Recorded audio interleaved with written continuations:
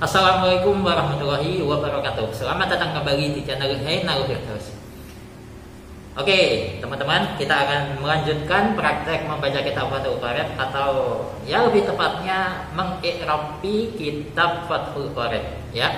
Dan sekarang kita sudah sampai di pasal yang fi bayani ma yahrumu istimaluhu minal awani wa ma yajuzu itu, ya. Jadi langsung saja kita mulai.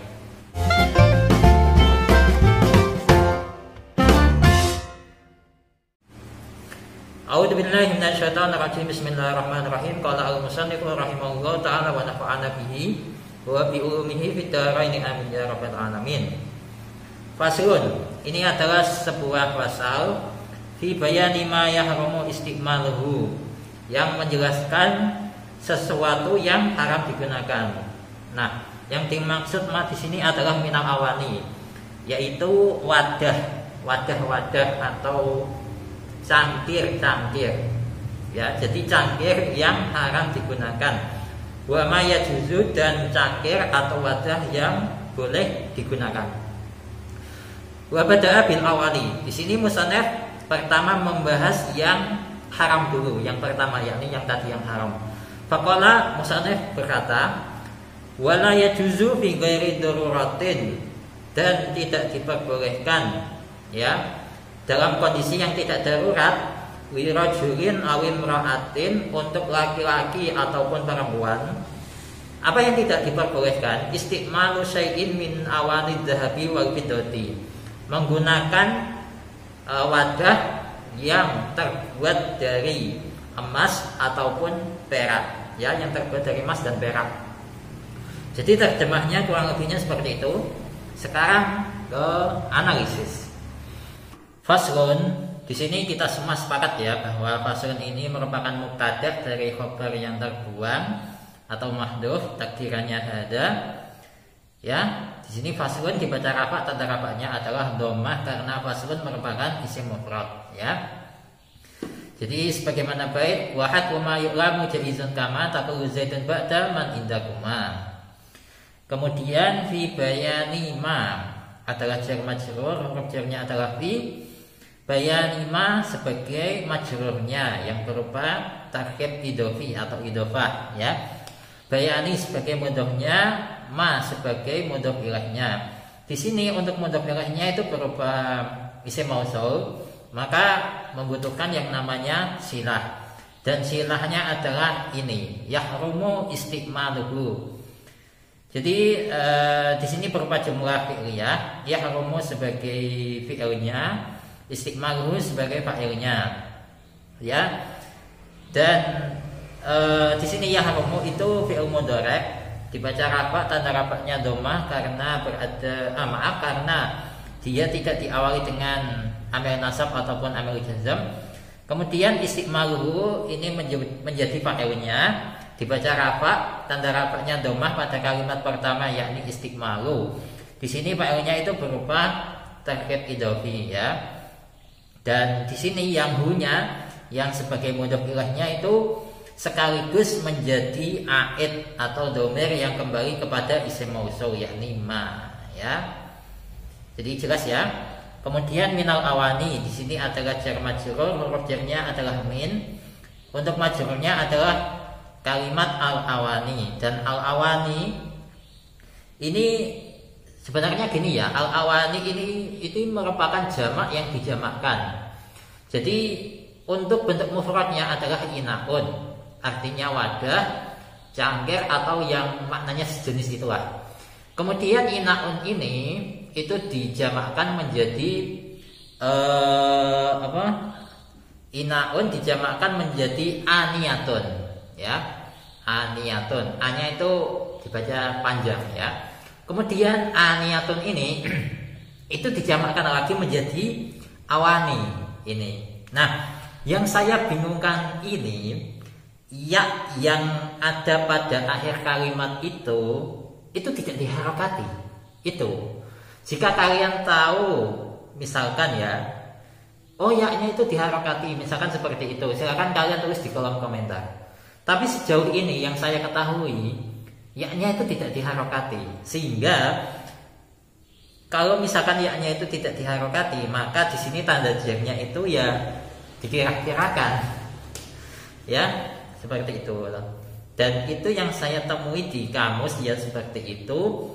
Di kitab Hasyiah Bajuri yang ada harokatnya juga seperti itu, tidak diharokati ya-nya ini. Jadi kalau kalian misalkan kalian tahu lebih jauh mengenai kalimat awani ini, silahkan kalian tulis di kolom komentar saja. Kita diskusi sama-sama. Jadi langsung saja kita skip yang ini, lanjut. Wama adalah ataf nasak karena ada huruf ataf wawu.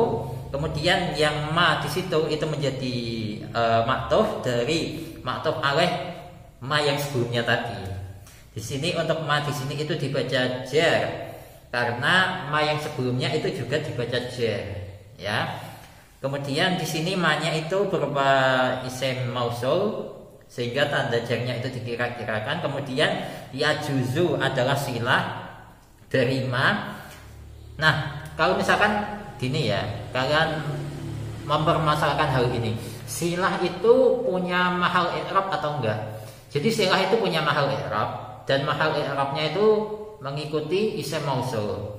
Jadi ya juzu di sini itu mahal i'rabnya itu sebagaimana isim mausul. Di sini isim mausul yang ma itu dibaca jar, maka untuk silahnya itu juga dibaca jar. Nah, tanda jarnya itu mana? Tanda jarnya itu dikira-kirakan, sebab silah itu berupa jumlah sehingga dikira-kirakan. Nah, di sini dibaca ya juzu tetap dibaca ya juzu karena ya karena di sini berupa fi'il mudhari yang tidak diawali dengan amil nasab ataupun amil jazm.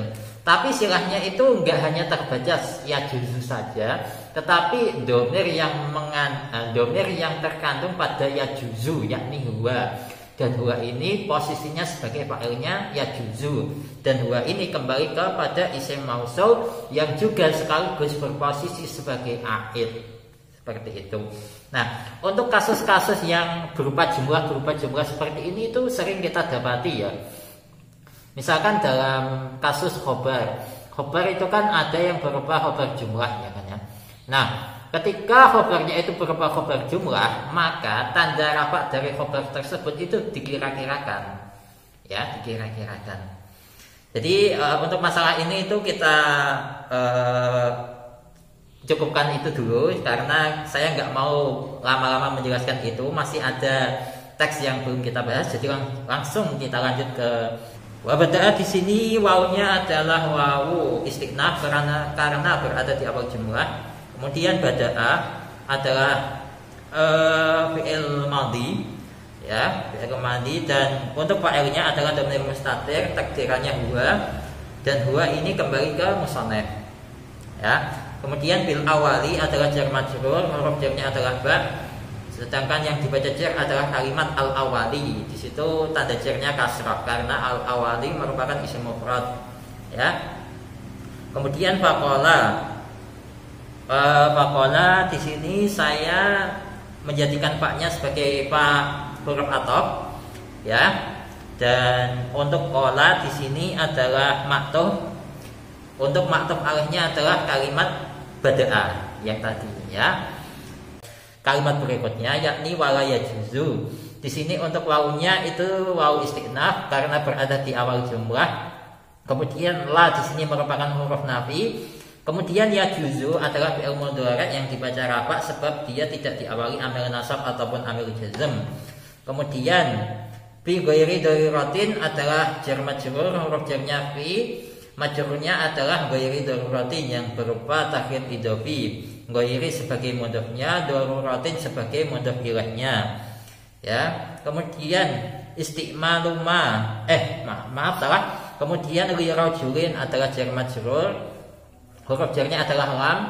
Kemudian majrurnya adalah kalimat rajulin yang tanda jarnya itu kasrah karena rajulin merupakan isim mufrad dan bentuknya itu isim jamid, isim jamid. Kemudian awi mura'atin adalah ataf nasa karena ada huruf ataf wawu. Kemudian kalimat imra'atin itu posisinya sebagai maktuf dari kalimat rajulin. Berhubung rajulin itu dibaca jar, maka imra'atin di sini juga dibaca jar. Jadi i'rab dari maktuf itu ikut kepada i'rab maktuf alihnya, ya. Kemudian istiqmalu syai'in ini menjadi fa'il, dibaca rafa, tanda rafanya dhammah pada kalimat pertama yakni istiqmalu. Di sini fa'ilnya itu berupa tahrif idhofi, istiqmalu sebagai mudhofnya, syai'in sebagai mudhof ilaihnya. Istiqmalu kalau secara sigot itu berupa masdar dari istakmala yastakmilu istiqmalan. Kemudian untuk syai'in kalau secara sigot dia berupa isim jamid, itu aja gampang. Sehingga tanda jarnya di sini syai'in di sini tanda jarnya kasrah ya, karena berupa isim mufrad menunjukkan makna satu.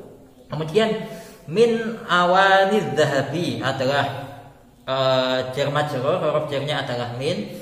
Kemudian majrurnya adalah awanidz dzahabi.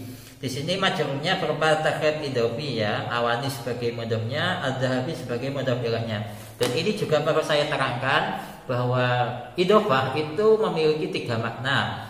Ada yang bermakna min, ada yang bermakna lam atau li, ada yang bermakna fi.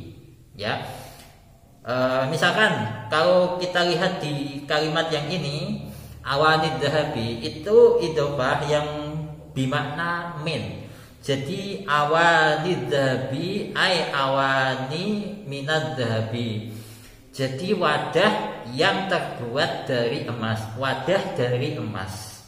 Seperti itu ya, jadi di situ jelas ya, adz-dzahabi itu dibaca jar. Nah, sebenarnya untuk yang akan saya jelaskan ini itu nahwu tingkat lanjut, tapi nggak apa-apa saya jelaskan sedikit saja, nggak usah banyak-banyak. Jadi para ulama itu berbeda pendapat.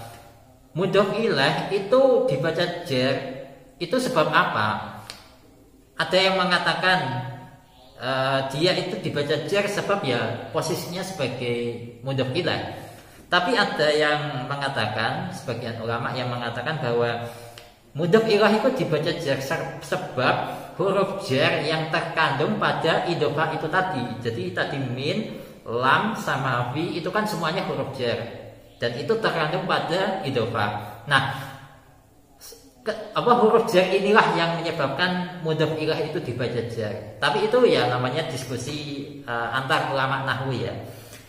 Jadi itu namanya perbedaan pendapat dalam dunia nahwu. Kemudian lanjut aja, wa fiddati adalah ataf nasab. Karena ada huruf ataf wawu di sini untuk al-fiddatinya saja itu menjadi maktuf dari kalimat adz-dzahabi. Berhubung adz-dzahabi itu dibaca jar, maka al-fiddati di sini juga dibaca jar.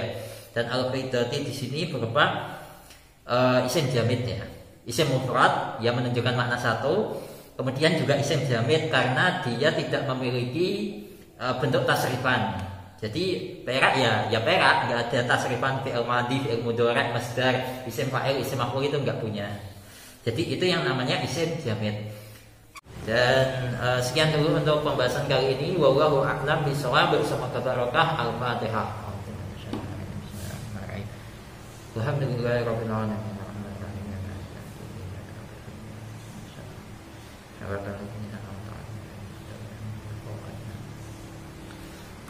Kita akan lanjut lagi insyaallah di video selanjutnya. Wassalamualaikum warahmatullahi wabarakatuh.